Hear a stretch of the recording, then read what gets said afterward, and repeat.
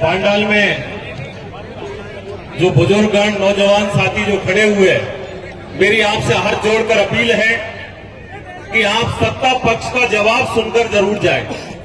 यदि कहानी को आधी छोड़कर गए तो घर जाकर ये पता लगेगा कि मंच के अंदर हुआ क्या था। इसलिए मेरी आपसे विनम्र निवेदन है, ये दूर दराज में लोग आए हो, आप जिस उद्देश्य को लेकर इस मंच के अंदर आए हो, इस जोड़ली की पावन धरा के अंदर आए हो, यदि उद्देश्य अधूरा रह जाएगा तो घर जाकर आपको चैन भी नहीं मिलेगा उस मंच के अंदर क्या हुआ था। इसलिए मेरी हाथ जोड़कर अपील है, आप लोग मेरा 10 मिनट में मेरी बात रखूंगा और सम्मान्य वक्तागण, दूर दराज से लोग, मैं कहता हूं राष्ट्रीय स्तर के लोग इस मंच पर बैठे हुए हैं और उनकी शोभा में यदि हमारा क्षेत्र का लोग उठकर चले जाए तो वो सम्मानीय गणों का अपमान होगा। इसलिए मेरा हाथ जोड़कर निवेदन है कि इस मंच में नीचे बैठे विराजमान बैठ जाओ प्लीज बैठ जाओ। आज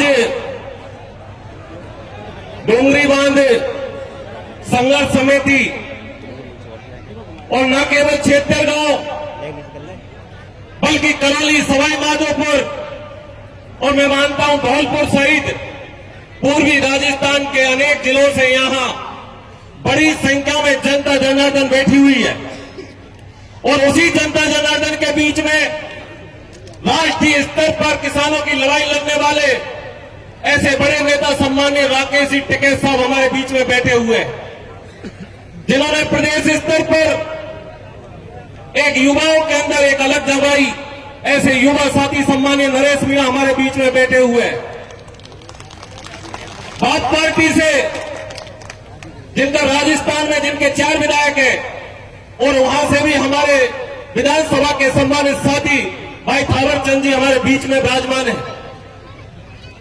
हमारे सपोर्टर से एक बार नहीं, 2 बार नहीं, 3 बार इस सपोर्टर की भोली वाली जनता का नेतृत्व करने वाले पूर्व मंत्री सम्मानीय रमेश मीणा जी हमारे बीच में विराजमान है और अनेक ऐसे साथी हैं जो इस मंच की शोभा बढ़ाने के लिए हमारे बीच में, जिन्होंने एक क्रांतिकारी आंदोलन का आगाज चलाया, ऐसे सम्मानीय राजेंद्र गुड़ा जी, जिन्होंने एक उदाहरण आपके बीच में रखा और वो उदाहरण क्या था कि गर्भवती हो गई भैया डिलीवरी मत होने दो। ये उदाहरण आपके बीच में दिया।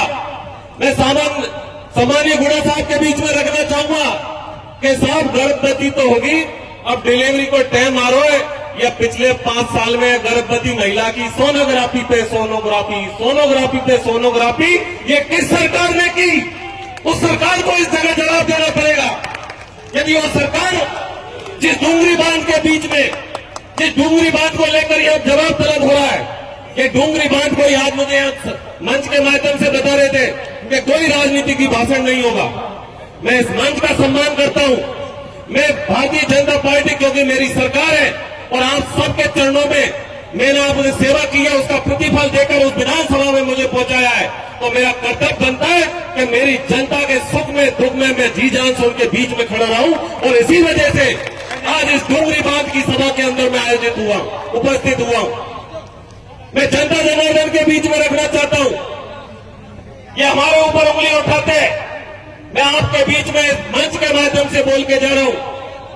और साहब मेरा तो खानदान है जो एक बार खेदी ने पत्थर की लकीरें कोई बिदाया पर नहीं मिटे, ये खानदानी गुण है यहाँ के अंदर तो। और आज भी यह कह के जा रहा हूं आपके मध्य में कि केवल कोरा भाषण देवा से काम नहीं चले, नहीं चले केवल कोरा भाषण देवा से। कभी कभी तो ऐसा लगता है कि ये मंच केवल जो भाषण देने वालों को ट्रेनिंग देने का काम कर रहा है। अरे ये ट्रेनिंग कैंप नहीं है, ये ईआरसीबी, ये डूंगरी बांध से लोग जो परेशान हैं, जो आग जल रही है, उस आग में चूल्हा लगाकर रोटियां सेकने का काम नहीं है। किसी का घर पड़ने वाला है, उनके लिए हम लोग मिलकर क्या काम कर सके उसके लिए काम करने का टाइम है। और मैं जरूर कहना चाहूंगा, क्योंकि मेरे मंच पे, जिस मंच पर मैं उपस्थित हूं, ये जनता जनार्दन है, मैंने स्वाभिमान के साथ 2 साल काम किया है। क्योंकि ये बात मेरे ऊपर आरोप लगाए, उन आरोपों की बात हुई है और इस मंच के माध्यम से यदि मैं उनका आरोपों का जवाब नहीं दूंगा तो मैं इस मंच पर कायर कहलाऊंगा। और जिस मंच पर मैं बैठा हुआ उस पर जवाब नहीं दूं, ये मेरे स्वाभिमान में नहीं है। इसलिए मैं सम्मानित श्रोता बंधुओं, 2 साल के अंदर आप याद करो उस करणपुर की घाटी को, इसी चोली गांव से एक पीर पैदा हुआ जिसका नाम रंगजी बाबा था। उस रंगजी बाबा ने 1993 के अंदर स्वर्गीय भैरव सिंह शेखावत को बुलाया कर्णपुर के अंदर, और कर्णपुर के अंदर बुलाकर इस सपोर्टर की पहचान करवाई कि डांग क्षेत्र जिसमें मेरे नुमाइंदे पड़े हुए हैं, और तब तत्कालीन मुख्यमंत्री स्वर्गीय भैरव सिंह शेखावत ने 56 लाख रुपए देकर उस घाटी का निर्माण करवाया। मैं अपने आप में गर्व करता हूं कि मैं उस पार्टी का सदस्य हूं जिसके मुख्यमंत्री ने 33 साल के बाद में फिर से उसी घाटी के लिए 50 करोड़ रुपए की सौगात दी है, जो उस घाटी पर चढ़कर हमारा नुमाइंदा ऊपर की तरफ आएगा। सम्मानीय भाषण दे रहे थे, आपने क्या किया 15 साल तक? गरीब जनता को लड़ाने का काम किया आपने। मैंने 2 साल के अंदर किसी भाई से भाई में प्रेम फैलाने का काम किया है। जो सुनने से काम चलेगा सब सुनना पड़ेगा आप लोगों को, सब सुनना पड़ेगा आप लोगों को।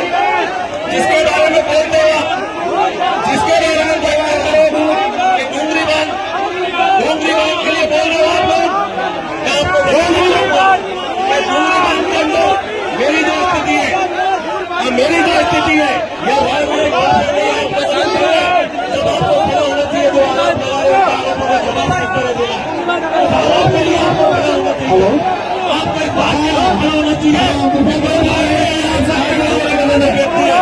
तो आपको इस बात के लिए खड़ा होना चाहिए कि डूंगरी बांध, मैं डूंगरी बांध में आपसे पहले भी था, और मैं आज भी कह रहा हूं कि डूंगरी बांध के अंदर मैं तन मन धन से आपके साथ में खड़ा हूं, आपके साथ में खड़ा हूं से।